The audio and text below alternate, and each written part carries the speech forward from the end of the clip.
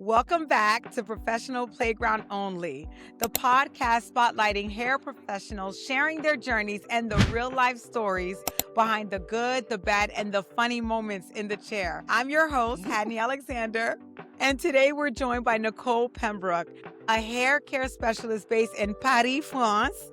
Nicole is a world-renowned hairstylist, founder of IBE Paris, a salon owner, educator, and professional mentor and coach, bringing a unique approach to the beauty industry that goes beyond just hair. We're excited to have her with us today and to share more about her journey and her experiences behind the chair. Nicole, chérie, welcome to Professional Playground Only. I'm so glad to have you here with us, honey.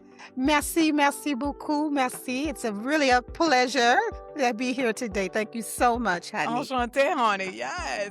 So, Nicole, before we dive in, tell our audience a little about yourself. I know you're currently based in France.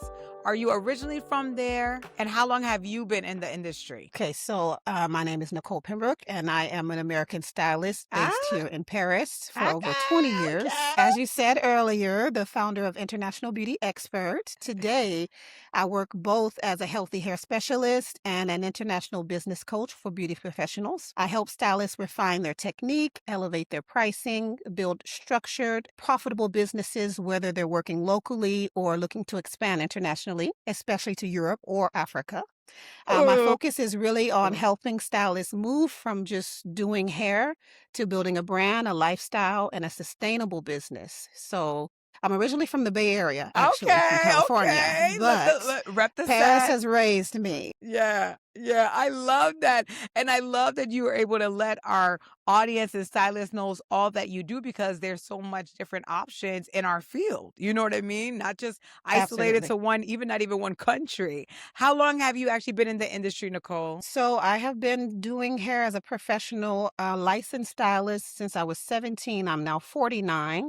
So Go it's been over 30 ahead. years in the industry. I also come from a family of stylists. So my mom does hair, my great aunt, and my uncle was a barber. My goodness, I love that. I love Yes. that, Nicole. And So I how long really have grew you up in been the industry. Yeah, I love it. How long have you been in France? So I've been in France for a little over 21 years. Lost my Okay. hairplug. It's okay. It's okay. Listen, I have to say your work is absolutely beautiful. Like, I really Thank you. appreciate how intentional and care-centered your approach is to hair care. There's like a level of presence and depth in what you do. Like this one article put it says, through training and coaching, you are shaping a new generation of experts, combining the technical excellence with entrepreneurial success. Where did your Absolutely. passion for hair care and the areas you specialize today begin? Well, first my mom. My mother was always a pioneer in the hair industry, and I grew up using products like Vidal Sassoon, Yeah. Aveda. I was an Uh-huh. Aveda head for many, many years. That was really one of my real products that I really loved when I was Yeah. beginning in the industry. Yeah. Just the Aveda's good. holistic side around of it, I Yep. think that was what drew me to that type of line. And one other thing that really I think was a catalyst when I started beauty college, one of the professors in the beauty school made a comment in front of everybody in class and said, Nicole knows how to do hair, but does she know how to keep it on the head? And I was like, I know ooh, that's right. girl. Clocked it And the Aries in me was like, okay, you know what? I'm going to know how to do both. to play. Exactly, comfortably. So that really just like threw me into not only being a great stylist, knowing how to do at the time, when I first started doing hair was, the fake ponytail, the ribbon curls, finger Yeah. waves, all the really old Yeah. school styling techniques, the updos, etc. But also being a hair care specialist, learning how to keep that hair healthy, keep Yeah.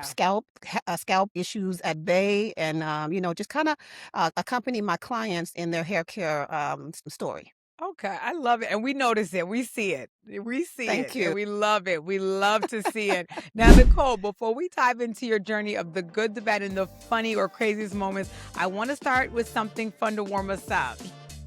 Okay. You ready? So we're going to start with a pop question. So, Nicole, outside of hair, what's a hobby or talent that no one knows you have? Outside of hair, a talent Yep. that no one knows that I have, Yeah. I would say my spiritual work, because not only am I business owner, hairdresser, etc. But I also am a spiritual coach.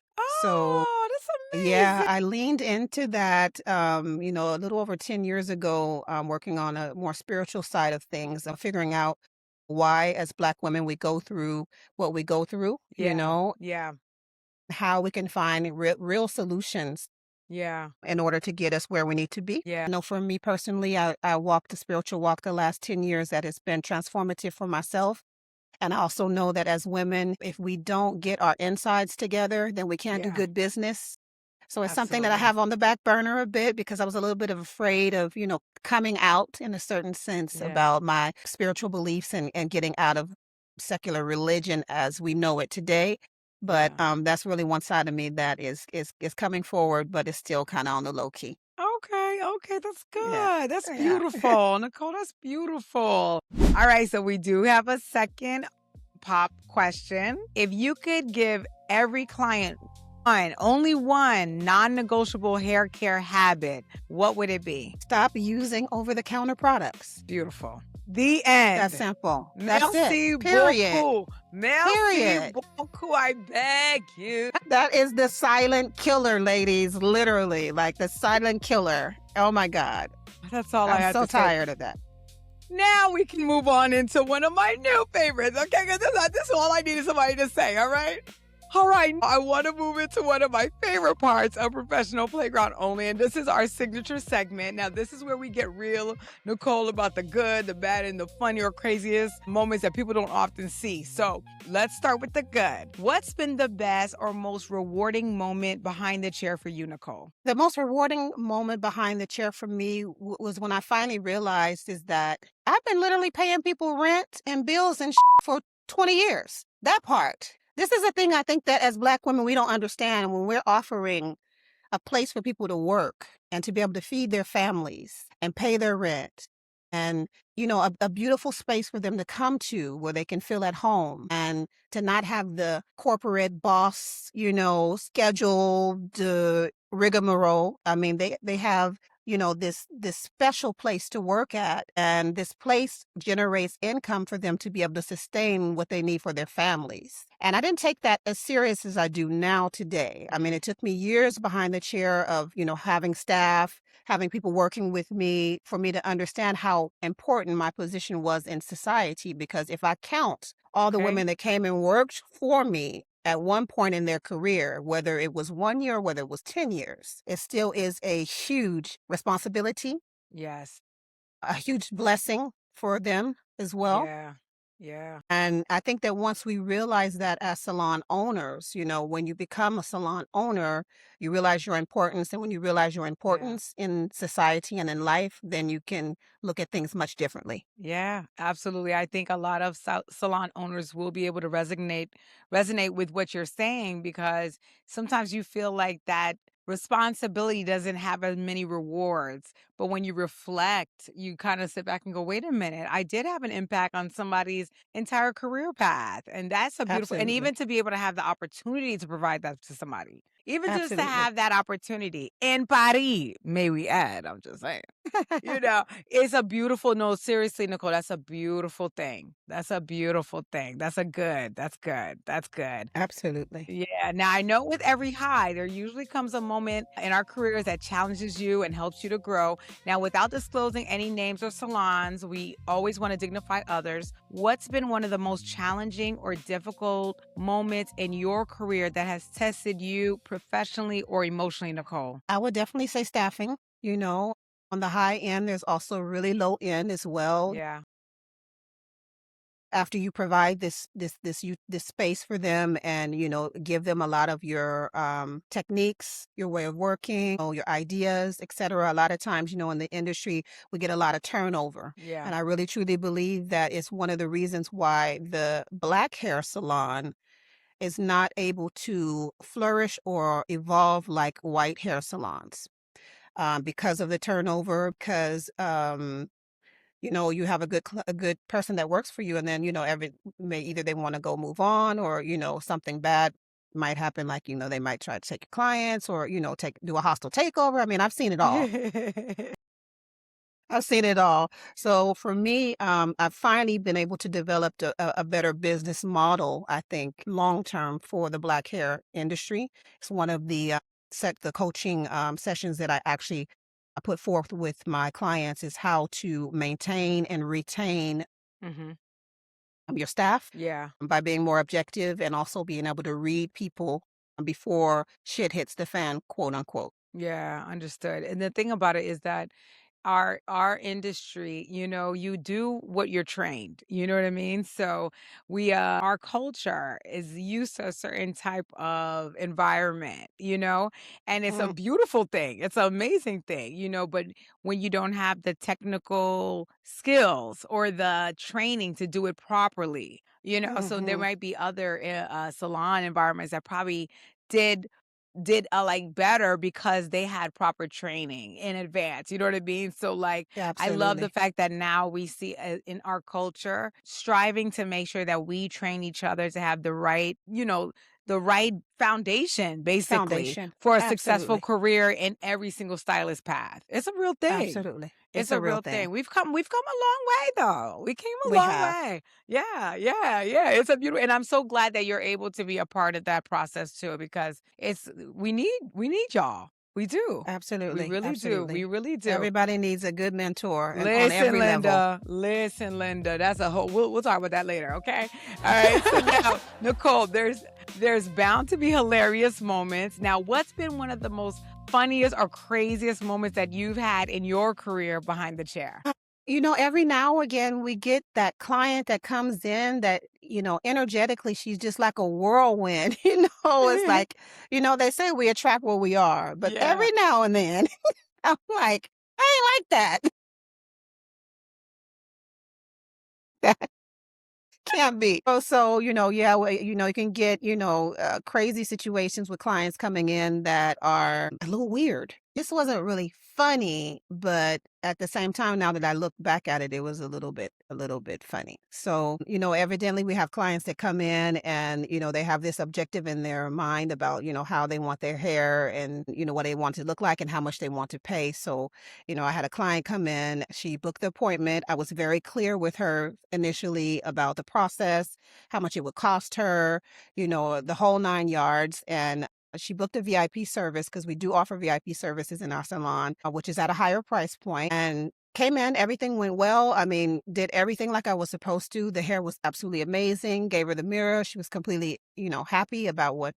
And then we get to the front desk, for her to pay. Don't say And it. Don't she say said, it. "Oh, no, but you didn't tell me that." And Don't I say it. said, Don't say it.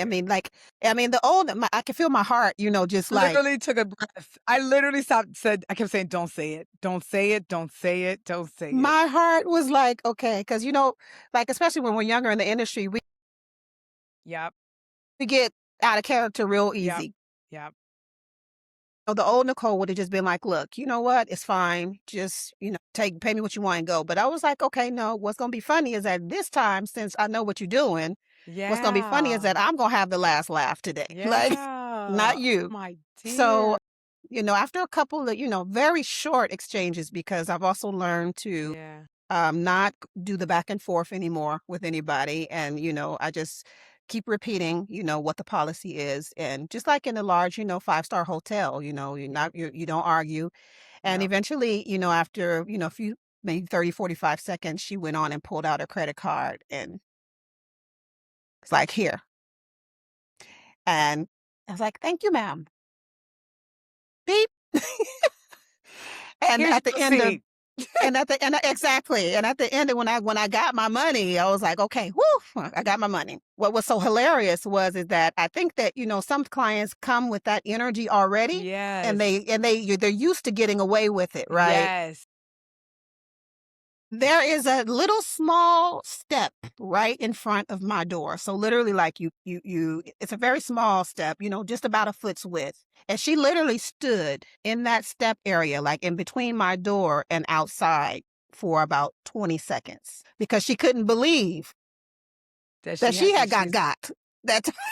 And I just looked at her and I was like, she doesn't want to step onto the actual sidewalk because she knows right. when she steps on the sidewalk, it's Right. done. So that was hilarious for me. I mean, like when she Right. finally stepped onto the sidewalk, I was like, okay, that's right. And Okay. I'm like, au revoir, madame. Close Au my door. revoir. Au Yes, revoir. exactly. Bon voyage. Okay. Bon voyage. Thanks for coming. Listen, I really Yes. don't, you don't realize how many stylists have gone through the same thing. Like, that is not an uncommon situation for so many people. So, you even mentioning it, I'm sure That was everybody's the going to be clap like, back. girl, Okay. girl, you won this round. You actually I won won the the round. round. I actually won the round. You Like, won oh one my for all of God. us. For all I of us. did. Ay, ay, ay. Thank you, Nicole. My And God. then and then after that, I was like, Yeah. block, cannot Yeah. make appointment anymore. Blacklist. We're not Whew. going through that again. Okay. Girl. We're not going to do it. So, Girl, that's a whole yeah. nother. Yes. Anyway, so yeah, that Well, was hilarious because I got my yeah. money. I'm So I was so happy glad. about that. I'm I so was glad laughing all the way to the bank. okay, because many of us have been a victim, okay, Girl. of hair violence. But anywho, all right. But listen, to close, I want to ask you something for the next generation of stylists and creators. So, Nicole, for anyone watching who wants to follow in your footsteps, what helped you sustain longevity in this industry? And what's one advice that you would give to stylists starting today? Longevity in the industry, I would definitely say passion, professionalism, punctuality. The Boom. 3 Ps. Can you say it one more time for the people in the back? I'm in the back too. Passion, professionalism, and punctuality in that order, because I think what wakes us up in the morning is definitely our passion for what we do. We like getting people pretty. We like making people feel beautiful.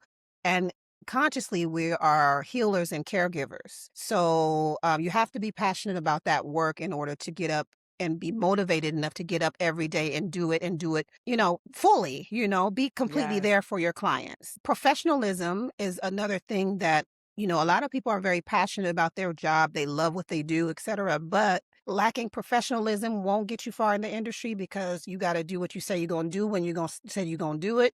You have to be consistent. You have to have your systems in place. And punctuality, how many times everybody can be late every now and then. Of course, it happens. Sometimes, things happen, they're unforeseen.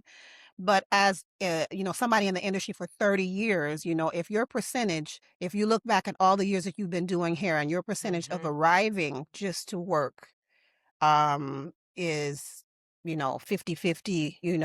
Sometime you're there, sometime you're not. What Yeah. happens is that people cannot count on you. And if you want to develop a clientele, then people need to know that you are there when you say you're going to be there. And it's just a no-brainer for me at this point. So yeah, That those are the is three Ps. that is the dropping bomb. Pembroke. Listen, Pembroke. Let's go ahead and Like my girlfriend used to call me back in the day, Pembreezy. Nicole, woman, thank you so much for sharing your journey. And we truly appreciated you being part of our professional playground only today. Thank you for all the gems. You did amazing. Thank you. I appreciate it. Thank you for Yes. having me. I really appreciate it. I'm glad we had you. So listen, to my audience, now if you enjoyed this conversation, don't forget to like, comment, share, and subscribe at Professional Playground Only. Share with all your stylist friends, and make sure to follow Nicole on all platforms. You'll actually find her information on the screen below. And until then, we will see you on the next episode. Epi, that's it. We done. Yeah.